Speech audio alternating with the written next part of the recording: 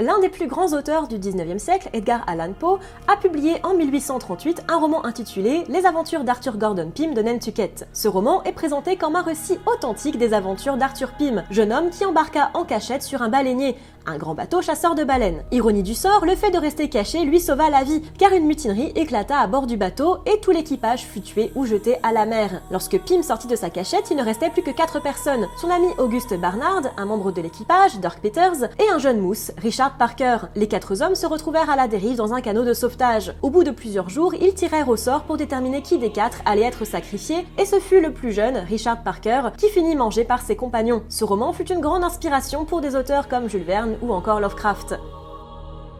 46 ans plus tard, en 1884, un yacht anglais, le Mignonnette, quitte l'Angleterre pour se rendre en Australie. À son bord, 4 personnes, le capitaine Tom Dudley, 2 matelots et un jeune mousse de 17 ans. À mi-chemin, le bateau coule. L'équipage se retrouve alors en perdition dans un petit canot, sans eau et sans vivres. Le jeune mousse étant dans le coma suite au manque de nourriture, les hommes décideront de le manger pour survivre. Il s'appelait également Richard Parker. Alors, c'est vrai que c'est quand même une coïncidence qui est assez dingue, mais pour l'instant, on va laisser ça de côté.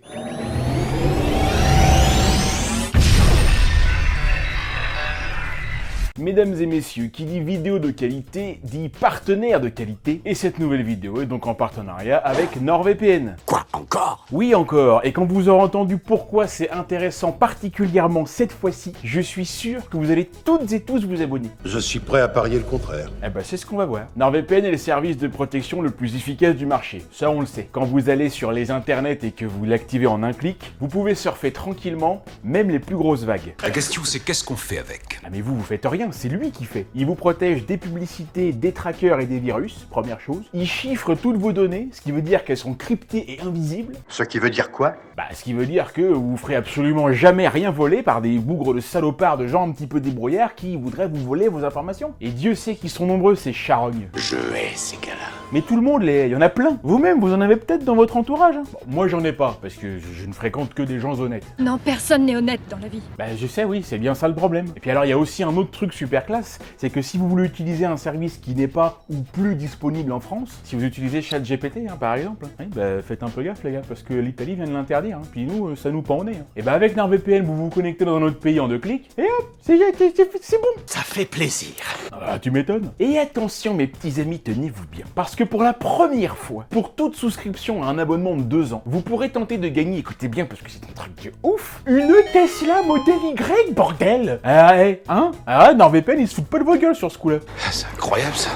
Je veux, oui. Et là, faut tenter le coup. Parce qu'une Tesla, ça envoie un peu quand même. Ça passerait pas inaperçu, ça je te l'accorde. Mais grave. Alors, regardez bien les conditions sur le site. C'est valable pour tous les nouveaux utilisateurs en France métropolitaine et dans les dom-toms. Et vous avez jusqu'au 1er mai pour vous inscrire. Wow, quoi, je vous suis plus là, mais c'est quoi ces conneries? Mais c'est pas des conneries, il y a une bagnole Tesla à gagner. Quoi? Mais ouais! Pour quelques euros, quelques piécettes par mois. Allez-y, les gars. On peut sûrement s'arranger autrement. Non, on peut pas s'arranger autrement. Non, faut souscrire à un abonnement de 2 ans. Et de toute façon, même sans parler de ça, il n'y a pas mieux pour protéger votre connexion internet. Et vous le savez. Donc grouillez-vous. Par exemple, moi, ce que je vous conseille, vous pouvez vous abonner dans 7 jours. Et pourquoi 7? Le 7, ça porte bonheur. Et voilà, il est abonné maintenant. Alors, qu'est-ce que vous en pensez? Vous ne gagnerez pas. Merci, c'est sympa, ouais. Mais en même temps, c'est sûr que si on n'essaie pas, on gagnera pas. Et en même temps, si on gagne pas, c'est pas grave, parce que NordVPN, c'est la meilleure protection pour votre connexion. Vous avez tout bien compris? Ah oui, c'est très clair. C'est parfait. Alors, À vous de jouer. checkez mon lien dans la description, et moi je remercie beaucoup NordVPN. Alors, District 9, voilà bien un petit film vraiment classe, hein. Un petit film bien original, un petit film pas piqué des hannetons. Ça fait plusieurs fois que tu la sors cette expression. Mais c'est parce que je l'adore, on l'utilise pas assez. Un jour, les gars, je vous promets, j'en fais le serment que je vous ferai une vidéo spécialement sur les hannetons. Je pense qu'avec ça, on va faire péter le 1 million de vues. Comment ça va, ma chère Noémie? Ça va super, et toi? Mesdames et messieurs, permettez-moi de vous introduire Noémie de la chaîne Horizon Universe. Noémie, je suis très content de t'avoir avec moi pour la première fois sur la chaîne aujourd'hui. Est-ce que tu pourrais te présenter en quelques mots pour les personnes qui ne te connaîtraient pas? Bonjour à tous, je suis Noémie. Sur ma chaîne, je parle de science-fiction sous toutes ses formes, films, séries, livres et occasionnellement jeux vidéo, pour vous présenter les œuvres du genre qui m'ont marqué, en bien comme en mal, et tenter de mettre en lumière ce genre trop peu discuté en France. Très bien, Noémie, très bien. Noémie va nous accompagner pendant toute la vidéo parce que je crois, ma chère collègue, que District 9 est un film qui te plaît beaucoup. Effectivement, c'est un des films les plus ingénieux de ces dernières années, et de ceux qui marqueront très certainement la SF mainstream des années 2000. Merci Noémie. J'ai pas fini là en fait. Merci Noémie, c'est quand même ma vidéo, jusqu'à preuve du contraire. District 9 est un film américano-Afrique du Sudo-néo-zélandais. Néo-zélando-sud-africain. Sorti en 2009 et réalisé par Neil Blomkamp, un réalisateur canado-sud-africain. Sud-afro-canadien. Regarde, stop. Voilà, très bien. Neil Blomkamp, on le connaît pas de ouf, hein. C'est un réalisateur qui n'a fait que 4 films, District 9 son premier, Elysium en 2013 avec Matt Damon, pas pire. Chappie en 2015, pas pire non plus, Et Démonique en 2021, film à petit budget et passé complètement inaperçu et qui raconte l'histoire d'un groupe de fans qui s'appelle Monique. c'est peut-être pour ça que ça n'a pas marché. District 9 est l'adaptation au format long d'un court-métrage de Neil Blomkamp, Alive in Joburg. Joburg étant le surnom que donnent les habitants de Johannesburg à leur ville. Et qui raconte en 6 minutes l'histoire qui sera développée dans District 9, et dans lequel on retrouve déjà l'acteur Sharlto Copley, qui est un peu l'acteur fétiche de Blomkamp, puisqu'il a aussi joué dans Elysium et Chappie, c'est lui qui fait les mouvements de Chappie en fait, et dans d'autres films, le plus connu étant peut-être l'agence touriste, The A-Team, dans lequel il incarne Looping. Alors dans District 9, qu'est-ce qui se passe? Il y a un énorme vaisseau alien qui s'est mis en stationnement gênant au-dessus de Johannesburg et il était plein d'aliens en train de canner. Donc nous, qu'est-ce qu'on fait? On est cool, on les aide à débarquer. Mais on va te les parquer dans un camp qu'on va appeler le District 9 et qui est clairement de la merde. Les aliens, ils ont rien pour eux, c'est trop, ça pue. Donc évidemment, eux aussi vont finir par foutre la merde. Donc faut trouver une solution pour les relocaliser. Et Vicus, il va être responsable de l'opération, il va aller voir les aliens pour leur dire qu'ils doivent partir, mais il va tomber sur un truc alien ultra chelou qui va au fur et à mesure le transformer lui-même en alien. District 9, c'est le premier film grand public du réal et qui à cette époque était quand même en passe de développer un film Halo avec ni plus ni moins que Peter Jackson et dont d'ailleurs certains éléments ont été récupérés pour le tournage, comme les armes par exemple. C'est un film qui casse réellement les codes du film d'alien hollywoodien, voire même qui révolutionne totalement le rapport à l'autre en SF. Là où nous étions habitués à des films de catastrophes à grands coups d'aliens belliqueux et guerriers qu'il faut joyeusement défoncer à la Independence Day, ou aux aliens nobles et socialement et technologiquement avancés à la Star Trek ou au livre de Banks, ici on est sur l'inverse total. Et c'est assez ouf. Alors effectivement, le concept assez ouf avec ce film, c'est que d'abord, il y a un énorme vaisseau extraterrestre qui arrive et qui ne s'immobilise pas au-dessus d'une ville américaine. Alors là, truc impossible. Parce qu'on sait tous parfaitement que si demain les extraterrestres ils venaient nous rencontrer, ils iraient directement aux États-Unis. Ils iraient certainement pas se faire chier ailleurs. Hein. Pourquoi faire hein. Les États-Unis, c'est the place to be. C'est là où il faut être, quoi. Et ben non, tiens, dans vos gueules. Pour une fois que ça se passe ailleurs, ça va leur faire les dents, tiens. Et en même temps, alors, autant pas aux États-Unis, d'accord, mais autant en Afrique du Sud. Alors je comprends pas. Pourquoi ils sont allés là-bas? Non mais franchement, les Haïti, ils ont pas dû chercher très longtemps pour trouver l'endroit. Hein. Bah en fait, ils ont dû arriver par le bas, tu vois. Si tu prends la Terre, eux ils sont arrivés par le sud, si tant est qu'il y ait le sud dans l'espace. Ils sont pas allés en Antarctique parce qu'il fait genre moins 8000 et qu'ils sont pas complètement cons non plus. Mais là, comme ils étaient en déperdition de... Bah enfin, ils étaient dans la merde quoi, hein. Ils pouvaient pas non plus aller plus loin, ils avaient plus assez d'essence pour aller jusqu'à New York. Bah ils se sont posés direct dès qu'ils ont vu de la Terre. Tu sais, quand tu dérives dans l'océan depuis 6 mois en mode Robinson Crusoe, que t'en peux plus et que t'as plus aucune énergie, bah quand tu vois enfin une île, bah tu te dis pas attends je vais voir quand même pour faire le tour, pour voir ce qu'il y a derrière. Tu te poses direct. Bah eux ils ont fait pareil, ils se sont posés direct. Mais justement, ils se sont pas posés. Le vaisseau il est resté en l'air pendant tout le temps. Donc ils ont encore du carburant. Et le truc qui reste en l'air pendant 20 ans là, il flotte avec quoi? Moi franchement, si j'étais eux, j'aurais poussé un peu plus loin. J'irais au Botswana ou au Kenya pour faire des beaux safaris avec les beaux animaux, c'est beau là, putain, mais qui nous fait chier, toi, mais tu nous ralentis, vas-y, accélère, Jean-Louis, accélère. Ou même aux Maldives, tu vois, à vol d'oiseau, c'est pas beaucoup plus loin. Et là, au moins, c'est tranquille, t'as des plages paradisiaques. Je sais bien qu'ils sont dans la merde, mais bon, il me semble que la misère serait moins pénible au soleil. Bon, bref, toujours est-il qu'ils se sont pas posés au-dessus de Johannesburg, la capitale de l'Afrique du Sud. Non, la capitale de l'Afrique du Sud, c'est le Cap. C'est la capitale législative. Il y a même aussi Pretoria, qui est la capitale administrative. Oui, mais Johannesburg, c'est la capitale de facto. Ça veut dire quoi, de facto? J'en sais rien, ça c'est marqué sur Wikipédia. En tout cas, c'est vrai que c'est un peu la première fois qu'on voit un film dans lequel on utilise les extraterrestres comme métaphore de l'apartheid. Ah non, c'est pas ça du tout. Tu crois? Mais non, quand même, attends, je l'aurais vu, hein. Tu penses pas que District 9, ça peut faire référence au District 6, un quartier du Cap où on a expulsé 60 000 habitants pour construire des résidences de blancs dans les années 70? Franchement, ce serait un hasard. Tu penses pas que le film se sert des extraterrestres pour montrer les conditions de vie insalubres et criminogènes des Noirs quand ils étaient parqués dans des zones un peu sensibles? Écoute, il faut regarder de plus près, voilà, je sais pas, moi, je pense qu'on m'aura informé quand même. Et bah justement, c'est ce qu'on va faire. Allez, on lance le film. Et on découvre direct un personnage un peu pourri, hein, un peu, tu sais, il a l'air nul. Le type direct, t'as pas envie d'être son pote. Il fait un peu penser à Dwight Schrute dans The Office, mais en moins sournois. Ah bah plus sournois que Dwight, faut y aller. Hein. Alors évidemment, là, on va vous mettre tous les extraits en VF pour que ce soit plus pratique, ça a toujours été le parti pris de la chaîne, mais je suis un fervent défenseur de la VO, et là, malheureusement, la VF, ça te pète complètement l'immersion en Afrique du Sud. Parce que là, en VO, le type, il a un accent, parce que c'est un acteur sud-africain, évidemment, donc il a un accent, mais je peux vous dire, D'ailleurs, c'est génial, c'est assez comique. Ouais, c'est un peu comme les Belges ou les Québécois qui parlent français, quoi. Tu sens bien en les écoutant qu'il y a quelque chose qui a merdé dès le départ. Mon nom est Vickers van den Merwe. Donc il se présente un peu, il dit qu'il est le préposé à la photocopieuse, et il explique sur quoi il bosse entre deux cafés. Ce que nous faisons ici, dans ce département, c'est essayer de nouer un contact avec les crevettes. Et PAH! Pur plan de ouf! Le vaisseau mère est au-dessus de Johannesburg. Il est bien badass, hein, il est bien imposant là. Il est en mode le vaisseau de Independence Day, mais en mieux foutu quoi. Bah en fait, il fait très design de vaisseau dans les années 50 à 60, en mode soucoupe volante. Aujourd'hui, tu fais un film où tu mets un vaisseau alien. Tu le ferais comme ça ou comme ça. Tu vois, un peu futuriste. Mais non, là, on a l'impression que le truc est vieux et complètement à l'abandon. C'est peut-être parce qu'il est vieux et complètement à l'abandon. Non, ça n'a rien à voir. Ah pardon. Et donc là, on a un gars qui nous explique un petit peu le pourquoi du comment en mode reportage, comme quoi que les E.T. sont là depuis 25 ans maintenant. On voit d'ailleurs une vidéo avec la date de 1982. Ça en fait donc une uchronie. Et quand le vaisseau est arrivé, les portes sont restées fermées et qu'au bout de 3 mois, les humains ont décidé d'entrer de force. Et c'est comme ça qu'ils découvrent enfin ce qu'il y a à l'intérieur. Des extraterrestres! Ils sont là, nom de Dieu, ils sont réels. Les créatures souffraient de malnutrition. Elles étaient en très mauvaise santé et elles semblaient n'avoir aucun but. Les créatures n'avaient aucun but. Qu'est-ce qu'elles sont venues foutre là alors? Bah on sait pas, peut-être qu'ils sont venus chercher de l'aide. Oui non mais attends, alors, désolé mais la Terre ne peut pas accueillir toute la misère de l'univers. Il y a dans la galaxie trop de drames, de pauvreté, de famine, pour que la Terre puisse accueillir tous ceux que la misère pousse vers elle. Tu te prends pour Michel Rocard? Bah moi je l'aimais bien Mimiche. Michel, si tu nous regardes. Bon donc les E.T. on n'avait pas laissé crever, donc on les a ramenés sur le plancher des vaches, et on les a mis dans des camps. Il y en avait quand même 1 million, hein, et on vous parle pas de la population d'Arpajon-sur-Serre. Où ça? Arpajon-sur-Serre, c'est à côté d'Aurillac. C'est où ça? Non mais Noémie, merde, Aurillac. Et donc, comme on sait pas quoi en foutre, on les a rassemblés dans ces espèces de bidonvilles là, qu'on a appelé le District 9.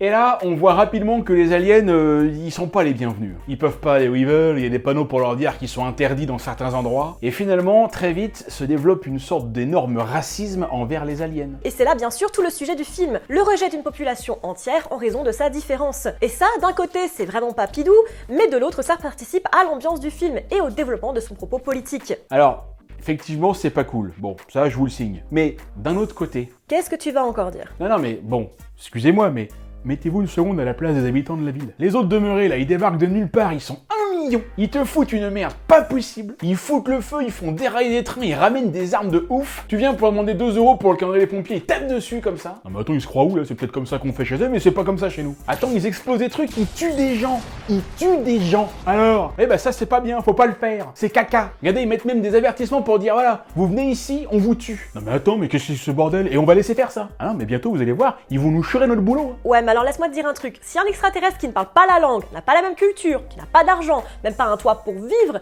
arrive à te chourer ton boulot à toi, c'est peut-être aussi parce que c'est toi de la merde. Oui ça va, on se débrouillait très bien quand ils étaient pas là. Regarde, même les gamins sont des enfoirés. Tu vas leur filer un bonbon ou une petite sucette, regarde l'autre, il te renvoie ça dans la gueule. Ah, cette raclure là. Et d'ailleurs, ça va pas louper, parce que plus tard quand Vicus va commencer à se transformer en extraterrestre, il va faire la même chose qu'eux. Il va chourer des fringues, il va chourer des portables, il va bouffer dans les poubelles. C'est pour ça que les habitants ne les aiment pas. Il doit s'en aller, je sais pas où, mais en tout cas, il doit s'en aller de là. S'ils étaient dans un autre pays, on pouvait le comprendre, mais ils sont même pas de la même planète que nous. Oh putain, et la VF sur les Renois, elle fout les boules. Je me demande si c'est nécessaire toutes ces caricatures là. Non, ça va. En tout cas, ces pauvres extraterrestres, personne ne les aime et les habitants disent qu'il faudra leur montrer le film E.T. pour qu'eux aussi comprennent qu'il faut qu'ils rentrent chez eux. Mais ils peuvent pas rentrer chez eux. Ils aimeraient bien, mais ils peuvent pas. Ils ont plus de carburant. Ouais, c'est ça, ouais. Les excuses, c'est comme le trou du cul, tout le monde en a une. En attendant, le peuple en a marre et au bout de 20 ans, la ville décide qu'il faut les déplacer et toutes les crevettes, c'est comme ça qu'ils les appellent, sont sur le point de se faire expulser. En fait, le terme crevette fait aussi référence à un nuisible qui existe vraiment en Afrique du Sud, la crevette de Parktown, un dérivé du criquet et une véritable saloperie qui te défonce des cultures en mode les 7 plaies d'Égypte. Lourd de sens du coup. Et c'est la MNU, la Multinational United, qui est responsable de cette opération pour le moins délicate. Et c'est notre petit Vicus qui va se charger d'annoncer aux crevettes qu'elles sont expulsées et délocalisées à 200 km au nord. Nous avons construit de nouvelles installations où la crevette trouvera tout le confort qu'il lui faut et où elle pourra rester. C'est vrai que ça a l'air sympa, c'est un petit coin plutôt bucolique et tout. C'est très bien ça. Ça me rappelle quelque chose ça. Les camps d'internement des Ouïghours? Par exemple, oui. Moi ça me rappelle le génocide des Tutsis au Rwanda. Oui, enfin là, on n'en est pas là non plus. Non mais on n'en serait pas hyper loin en fait. Ouais.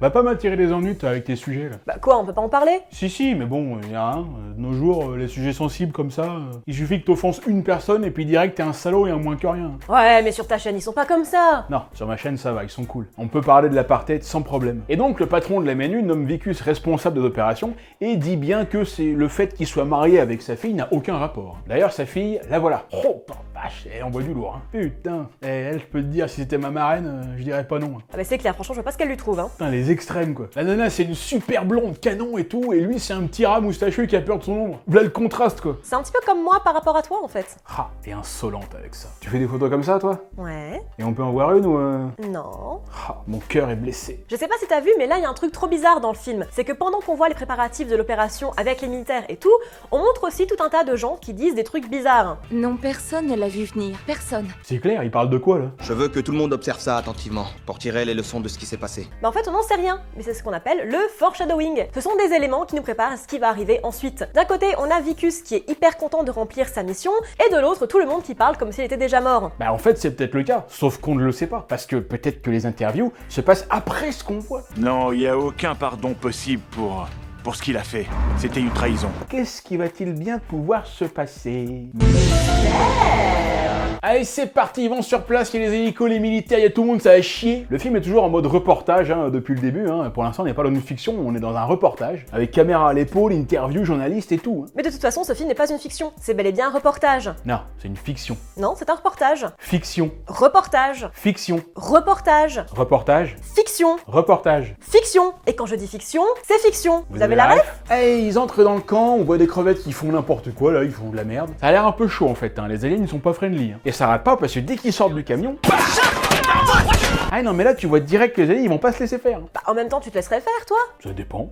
Si c'est elle qui vient là, oui mais je me laisse faire. J'adore ce plan là avec l'alien au premier plan et le bandeau breaking news là. C'est vrai que toute cette partie traitée comme un reportage, elle est super bien faite et assez originale. Et du coup on peut aussi se demander si c'est pas en même temps une petite critique des médias en général. Une critique des médias? Mais comment tu veux dire? Ah je sais pas, je pose juste la question. Je donne aucune réponse moi. Hein. Oui mais c'est pas grave. Allez Vicus et sa team vont frapper chez les aliens, c'est trop marrant de le voir sortir là chez lui, c'est genre le mec il habite là quoi. Alors le truc trippant c'est que comme ils sont là depuis presque 30 ans, bah ils ont le temps de travailler un peu sur la compréhension, tu vois. Donc les crevettes comprennent un peu les humains et vice versa. Donc ça te donne des dialogues à la Han Solo Chewbacca, à savoir deux personnages qui ont des langues qui sont complètement opposées, mais qui se comprennent quand même. Et là on voit vraiment qu'ils se laissent pas faire non plus. Hein. Tu t'approches un peu trop près, il te fait le coup de boule de Zizou mais en 10 fois plus vénère. Du coup l'autre direct il a perdu son bras. Et il y a un truc excellent, c'est que pour les calmer, tu sais ce qu'on leur envoie? Des grenades? Non. Des portraits de Bernadette Chirac? Non plus. Des magazines porno? On leur envoie de la pâté pour chat. Ils raffolent de la pâté pour chat. Ils te bouffent les boîtes direct comme ça. Et donc c'est un sacré dégueulasse lui. Il bouffe l'aluminium avec. Alors là on arrive dans ce qu'on appelle le quartier des Nigériens, qui font des combats de poules, sauf que là ce sont des poules extraterrestres. Non, ce sont des poules nigérianes, hein, on le voit bien. Ah pardon. Et on comprend rapidement que c'est pas les bisounours quoi, ils sont pas là pour rigoler. Si tu veux les types ils ont même des hyènes. Et les hyènes c'est un animal dont on parle jamais, mais moi je trouve que être ami avec une hyène, souvent c'est plus important que d'être ami avec des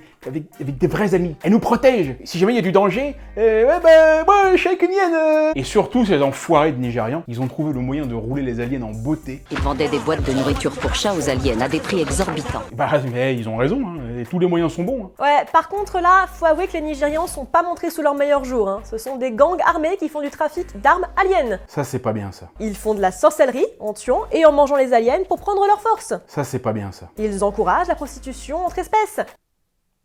Non Yann? Non, ça c'est pas bien ça. Et leur chef s'appelle Obasanjo, qui est le nom de l'ancien président du Nigeria. Tu m'étonnes que le film a été interdit là-bas. Les mecs l'ont pas hyper bien pris. Oh ça va, ils ont pas d'humour. Alors là, Vicus frappe à une porte et trouve à l'intérieur des œufs. Ah les salauds, ils ont pondu dans la viande. Comme les mouches. Putain les charognes, mais débarrassez-moi de ça. Mais non, ils ont pondu, c'est rien, il faut bien qu'ils se reproduisent aussi, mets-toi à leur place. Je veux pas le savoir, foutez-moi ça là-bas, nom d'un chien. On crame tout pour repartir sur des basses scènes. Et écoutez ça, regardez, écoutez bien. Ça fait presque le bruit du popcorn. C'est ce que fait l'œuf, c'est quand il éclate, il fait pop. Et oui, le bébé, enfin, ce qui reste de lui, il fait pop en éclatant. Plus sérieusement, les mecs tuent des êtres vivants en direct à la télé et tout le monde se marre. Mais encore une fois, comme ils ne sont pas de notre espèce, tout le monde s'en fout. C'est pas ça qu'on appelle le spécisme? Je crois bien que si. Et c'est là tout le message du film. Et alors, il y a un truc qui intéresse beaucoup les humains. Ce sont les armes aliens, évidemment. Parce qu'à première vue, elles ont l'air hyper badass, mais il y a un problème. Les armes ne marchent pas avec les humains, ça ne fonctionne qu'avec de l'ADN aliens. Autrement dit, il n'y a que les aliens qui peuvent les utiliser. Et ça emmerde bien les humains. Et là, on voit un alien qui a chouré le blouson de Marty McFly et qui cherche quelque chose. Et apparemment, il y a son fils là qui l'a trouvé. C'est un fluide. Hein, Raph? Qu'est-ce que c'est? Un fluide. Voilà. La maman, c'est Donatello qui est fort, mais là, Raph, il était meilleur. Là. C'est vachement rare. Et là, direct, ils vont se faire un café parce que quand même, écoutez, un petit caveau, ça fait du bien. Mais le problème, c'est qu'apparemment, ça a l'air hyper compliqué.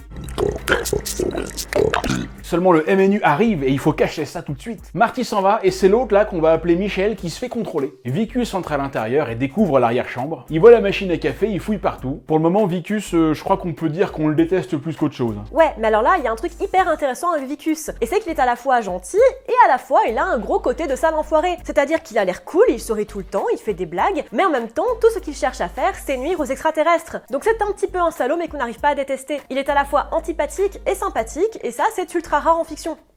Bah, elle a raison. Bah, bien sûr que j'ai raison. Oui, non, mais on pourrait croire que t'as tort, tu vois. Pourquoi? Bah, je sais pas. Bon, là, il cherche partout, là, il fait son fouille-merde, il trouve la fiole avec le fluide, et PAM! Une petite giclée pour le monsieur. Dis donc, ça a l'air chelou, le truc, hein. Là, direct qu'il est pas bien. Hein. Et en même temps, se prendre une giclée dans l'œil quand tu t'y attends pas, tu sais, ça peut piquer. Ah, vas-y. Titre? Voilà, mais il faut y aller, hein, t'inquiète, c'est bon. Hein. Non mais c'est parce que là, c'était un petit peu long, alors du coup, j'ai hésité. Titre? Ouais, c'est comme ça qu'on fait. Bon, Vicus s'essuie la face, il passe dans la pièce d'à côté et il découvre un très gros stock d'armes. C'est la découverte la plus énorme que j'ai jamais vue. Titre! Voilà! Ouais, non mais celui-là, il était facile. Oui, mais c'est bien, c'est pas grave, il faut toujours être à l'affût, c'est très bien. Du coup, comme là ça devient sérieux, ils appellent les militaires qui arrivent et qui vont se faire un plaisir de te défoncer la pauvre crevette. Le colonel arrive avec sa bonne gueule de philosophe pacifiste et bam! Une balle dans la tête. Et là, c'est marrant parce que pour la première fois, on voit la réaction de Vicus, et il est pas hyper fan non plus, quoi. En fait, il est peut-être pas aussi insensible que ça. Du coup, Marty, il vient de perdre son pote, il rentre chez lui, rejoindre son fils, et là, Vicus arrive justement chez lui et voit le fiston dehors. Vous voulez que je le bute, ce bâtard, monsieur? Non, tu peux pas le buter maintenant, c'est illégal. Ouais, quand même, ouais. Et là, on est bien, là. En fait, ce qui est cool, c'est qu'on met en scène des aliens qui sont particulièrement moches, avec leurs mandibules toutes dégueu, là, et on les voit même assez violents. Mais en même temps, comme on sait qu'ils sont là malgré eux, et qu'on se doute qu'ils aimeraient repartir, bah, si en plus on nous montre des militaires qui sont de vrais enfoirés... Comme tout bon militaire qui se respecte. Non. Bon, si. Non. Bon, quand même. Non. Bon, ouais, franchement. Non. Bon, ouais. Et donc bah là du coup, même si on devrait pas forcément, on a plutôt tendance à être de leur côté, si tant est qu'on soit une personne un petit peu empathique. Bon donc là Vicus il dit à Marty qu'il doit se barrer et il lui montre son avis d'expulsion. Vous voyez, il y a votre nom écrit en haut. Christopher Johnson. Ah mais il s'appelle pas Marty, il s'appelle Christopher Johnson. Bah ouais, c'est plus logique. Bah je sais pas, s'il a pas tellement une tête à t'appeler Christopher, excuse-moi. Tu l'aurais appelé comment toi? Oh, avec une tête comme ça, moi je l'aurais appelé Jean-Denis. Bon, là, Vicus entre chez Christopher et découvre que l'autre, c'est en fait un informaticien. Il doit faire le SAV chez la Fnac ou chez Darty par téléphone. Ah, c'est pour ça qu'on comprend rien quand on les appelle. En fait, les mecs, c'est des extraterrestres. Ouais, sauf que là, Vicus, il se sent pas bien et bah, il rend tout son petit-déj. Ah, c'est dégueulasse, on a plein la bouche. Oh non, mais là, c'est quand même dégueu. De retour au bureau, Vicus est vraiment pas bien, hein. Il a chopé le Covid alien, et c'est vraiment chaud, hein, parce que le truc, ça t'attaque en profondeur. Ça te fait même carrément perdre tes ongles. Et c'est chiant, parce que tu sais, les ongles, t'en as besoin. Je sais pas trop pourquoi, mais t'en as besoin quand même. Alors tu t'y habitues, quoi. Mais bon, bah Vicus, lui, va falloir qu'il s'y déshabitue. Oui, bah voilà.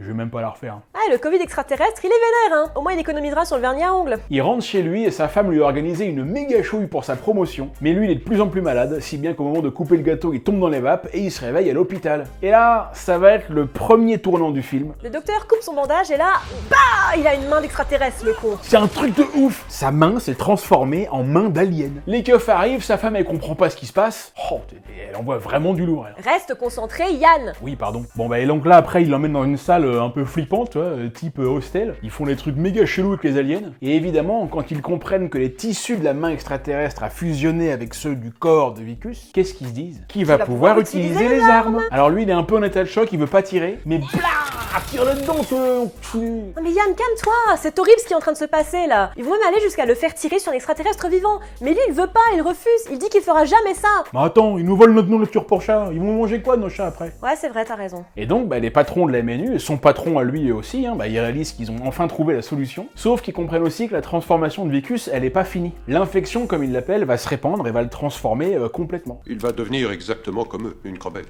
Alors plus exactement un bulot, mais c'est pareil. Hein. Ce qui lui arrive n'a aucune importance. Ce qui est important, c'est de pouvoir prélever sur lui ce que nous voulons, et tout de suite. Et ouais, à ce moment-là, son corps représente des millions de dollars de recherche pour les fabricants d'armes. Donc là, faut prélever ses organes. Vous avez le feu vert.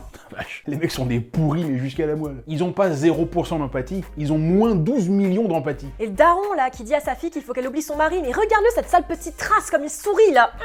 Attendez, si vous croyez que Vicus, il va se laisser faire, vous vous fourrez le doigt dans l'œil jusqu'aux couilles. Au coude. Bah, il se vénère bien comme il faut, il déglingue tous les médecins qui voulaient le charcuter, là. Et il se retrouve dehors, il est en cavale. J'adore ce plan, là, où il court à fond à découvert, là, et personne le voit, là. Je me demande toujours pourquoi ils ont besoin de montrer un plan comme ça. C'est un plan qu'on voit souvent, ça. Je me rappelle, même on le voit dans Edge of Tomorrow, ou même dans d'autres films. Et je trouve que c'est un peu ridicule. Ils pourraient simplement pas le montrer, tu vois, ça enlèverait rien à l'histoire. Mais non, à chaque fois, ils te foutent un plan du mec qui court à fond devant tout le monde, mais personne ne le voit. Et là, ce qui est fou, c'est qu'à partir de là, plus personne va lui venir en aide. Même ses plus vieux amis vont le laisser tomber parce qu'il commence à se transformer en crevette. Bah en même temps, par exemple, moi, PH, du point de Genius, c'est mon pote. Bon bah, demain, s'il se transforme en Carlin, moi, je laisse se démerder. Hein. Mais t'es vraiment un salaud, toi. Bah évidemment. Et c'est toi qui te transformes en hippopotame. En quoi? En hippopotame. Pourquoi en hippopotame? Je sais pas, c'est le premier truc qui m'est venu quand je t'ai regardé. Et bah tu serais bien content que PH t'aide. Non, mais moi je l'aiderai pas, hein. Pourquoi? Mais parce que j'ai pas de place chez moi pour héberger un hippopotame. Même si c'est un pote? Même si c'est un pote. Tu me laisserais crever alors? Mais bien sûr que oui. Bon là, Vicus il est recherché de partout, ça devient grave chaud pour lui. Là il essaie de se faire passer pour Obi-Wan Kenobi. Pas mal fait, hein. Et là, ça va être énorme, parce que les infos vont diffuser une image de lui avec un alien, en disant qu'ils ont eu une relation sexuelle et qu'il a chopé un truc hyper dangereux et méga contagieux.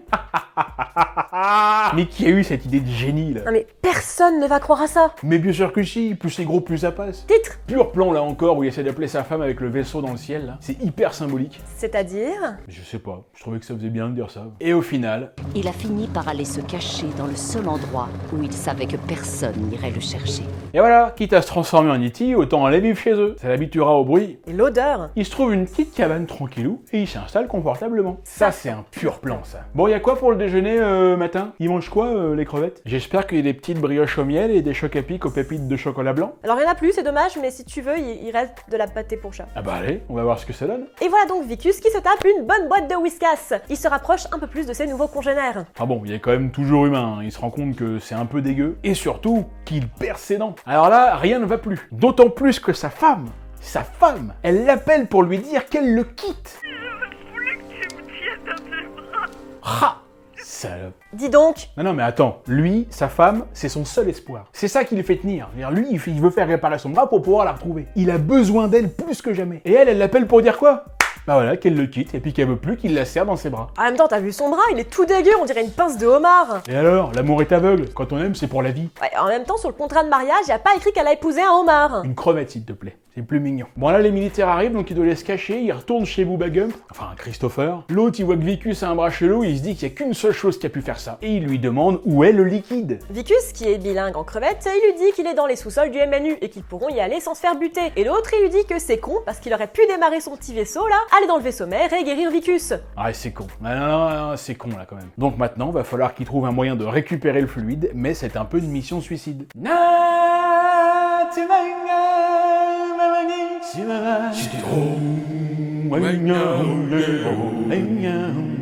Mais qu'est-ce que tu fais? Ben je chante le Roi Lion. Et tu pouvais pas mettre la vraie chanson? Bah non, je veux pas perdre ma monétisation. Bon là, Vicus, il voit que la transformation, elle gagne du terrain. Bientôt, il va se retrouver dans un aquarium à l'entrée d'un resto chinois. Et là, on a une toute petite scène intéressante d'un dialogue entre la petite crotte là et puis son père. Le petit tout mignon là, il dit qu'il aimerait bien rentrer chez lui pour voir sa planète natale. Oh, il est comme être oignon, pauvre petit père. Mais le père lui dit que maintenant c'est plus possible et qu'ils doivent aller dans des tentes. Et lui dit même que voilà, il pense que ça peut le faire et que ça ira. Mais son fils évidemment est déçu. Bon. Hein, voilà, on humanise un peu les aliens, ça fonctionne. La présence d'un enfant y est pour beaucoup. À ce moment-là, on commence vraiment à avoir de l'empathie pour eux, là, et on est quasiment même de leur côté. Et Vicus aussi, d'ailleurs, puisqu'il leur dit qu'il faut pas qu'ils aillent dans ces nouveaux camps, parce qu'en fait, il y a encore plus pourri que leur maison. Et là, ils décident d'aller chercher des armes chez les vrais méchants de ce film, les Nigériens. Alors là, on va avoir droit à une scène assez sympa, que j'aime beaucoup, dans laquelle le chef des méchants va voir que Vicus a un bras alien, et va vouloir le récupérer, mais Vicus arrive à choper une arme alien, et attention, bah!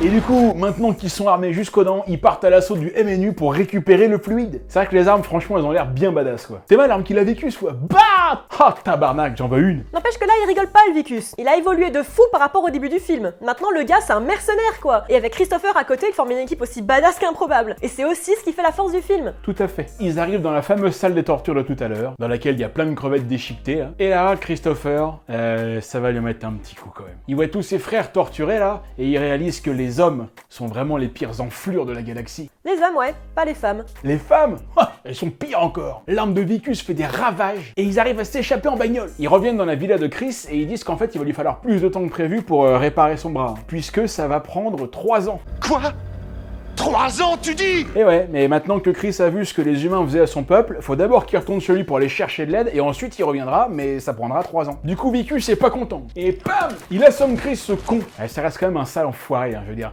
D'une scène à l'autre, on l'aime bien et on le déteste. En même temps, si tu te mets une seconde à sa place, comment t'aurais réagi? Exactement pareil. Bah voilà, et donc il décide d'aller tout seul sur le vaisseau mère pour se faire réparer le bras pendant que Chris se fait défoncer par le colonel bienveillant. Allez, le vaisseau décolle, sauf que direct... Mayday! Mayday! We're going down! We're going down! Chris est dégoûté. Tous ses espoirs sont perdus. Le colonel chope Vicus, mais le petit reste caché. Ils retournent au QG, mais ils vont se faire intercepter par les Nigériens qui vont récupérer Vicus pour l'amener à leur boss qui veut toujours le bouffer pour récupérer son bras. Quand on est con, on est con. Vicus est sur le point de se faire découper le bras, mais la petite crevette MacGyver, là, elle active un robot à distance qui va défoncer tout le monde sauf Vicus. Le robot, il a tué tous les noirs et il a pas tué le blanc. C'est certainement la nouvelle arme du Rassemblement National. Mais non, c'est parce que Vicus a de l'ADN alien, donc le robot il le tue pas. Oui, bien sûr, comme par hasard. Et là, truc de ouf, le vaisseau mère se met à bouger. Toutes les crevettes sortent pour voir ce qui se passe. Ce plan est ouf, hein. De toute façon, tous les plans avec le vaisseau mère en arrière-plan dans le ciel à chaque fois, franchement, c'est mortel. Les militaires défoncent Chris pour savoir ce qui se passe. Vicus, bah, lui, même s'il pense surtout à lui, il se rend compte que c'est quand même abusé de taper les aliens comme ça. Donc, il entre dans le robot. Et c'est parti que la fête commence. Blah!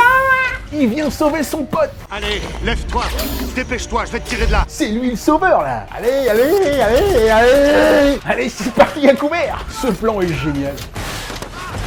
Vicus se fait bien défoncer, mais il en défonce un paquet aussi. Et là, il peut plus avancer, alors il dit à Chris de continuer tout seul et qu'il va les retenir. Ah putain, ça c'est bon, ça! Mais c'est génial. Et Chris promet de venir le rechercher dans 3 ans. Chris et son fils activent un rayon tracteur qui les emmène sur le vaisseau mère. Le colonel les shoot avec un missile, mais pas bon réflexe de Vicus qui le sauve encore une fois. Mais il en peut plus, et ça y est, c'est la fin pour son robot. Et Chris atteint le vaisseau. Voilà, pour Vicus, ça sent le sapin. Il a plus aucune force, son robot est mort. Le colonel arrive, il le pointe avec son gun. Vicus est encore plus proche de devenir un alien, et là, tels les hyènes qui encerclent Scar à la fin du royaume, d'autres aliens arrivent pour bouffer le colonel tout cru. Allez, bon débarras. Encore un qui nous manquera pas. À bord, Chris programme le départ, et c'est parti, la navette s'en va. Christopher Johnson va chercher de l'aide. À moins qu'il ne s'échappe tout simplement sans avoir une seule seconde l'intention de revenir. Non mais ça m'étonnerait pas. Et justement, c'est ça qu'on sait pas, et c'est là toute l'intrigue et toute l'incertitude. Est-ce qu'il va s'enfuir? Est-ce qu'il compte revenir pour sauver les siens?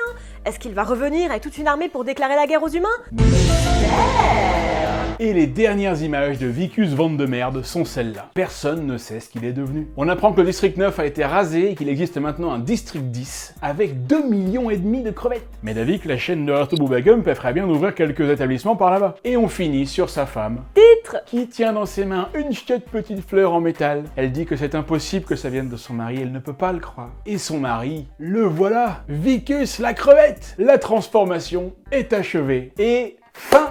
Et voilà, c'est tout ce qu'on pouvait vous dire sur le film District 9. Un super film de science-fiction vraiment original dans la façon dont le sujet est traité. C'est un peu ce que l'on pourrait appeler une fable humaniste sur les dérives d'un comportement sectaire et avec tous les noirs, là, enfin c'est ça quoi. Grâce à ce film, on a un aperçu du triste sort qu'ont vécu les noirs pendant l'apartheid dans les années 60 et 70. C'est un petit film presque indépendant on pourrait dire, mais qui a fait un malheur, hein, aussi bien critique que public, énorme succès. Et on comprend facilement pourquoi, parce que c'est mérité. Alors est-ce qu'il y a une suite District 10? Oui, aux dernières nouvelles, je me crois même que c'est cette année, où il y a quelques mois seulement, Neil Blomkamp, le réal, a dit qu'il était en phase d'écriture pour le prochain scénario. Donc a priori, il y aura un District 10. Un grand merci à ma chère collègue Noémie de la chaîne Horizon Universe qui nous a accompagnés pendant toute cette vidéo. Ce fut un plaisir de partager ce moment avec toi, ma chère Noémie. Bah merci à toi de m'avoir invité et de m'avoir permis de parler d'un des films les plus cool qui sont sortis récemment. Allez toutes et tous vous abonner immédiatement à sa chaîne, c'est du super contenu très intéressant. Je remercie toutes celles et ceux qui étaient présents lors de mon tout premier live Twitch. C'était bien marrant, c'était bien cool, moi je me suis éclaté, c'était une bonne première expérience pour moi. Dans le chat on s'est marré, vous avez raconté plein de conneries, hein, franchement,